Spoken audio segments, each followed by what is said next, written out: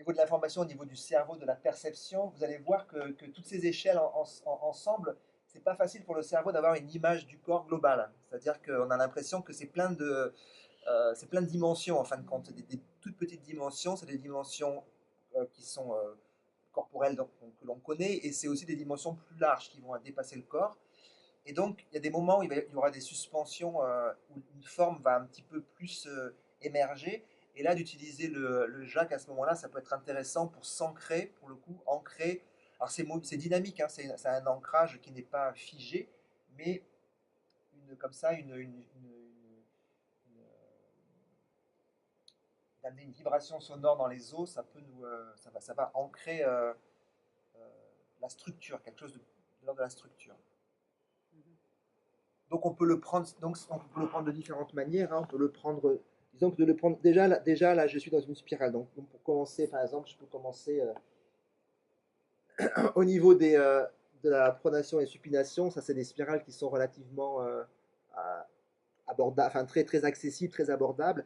Après, ce qui est intéressant, c'est euh, d'avoir une supination, une pronation, euh, d'avoir différentes spirales qui vont aller dans différentes directions. C'est vraiment cette histoire de l'hélix qui va s'imbriquer, et qui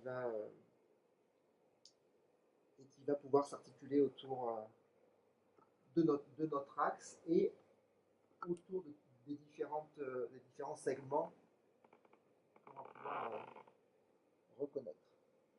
Ça va? Mhm. Oui. Allez.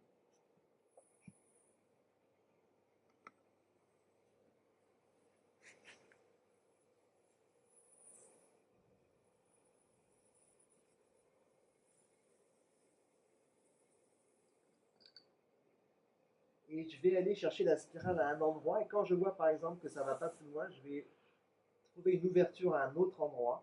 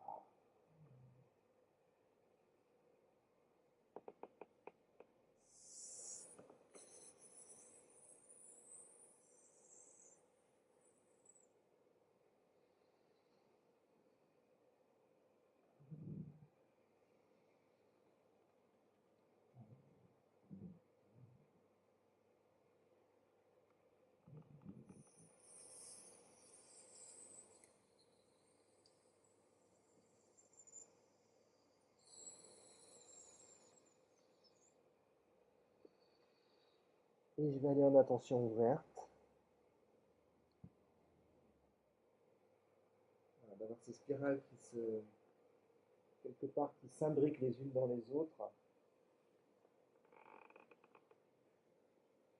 et qui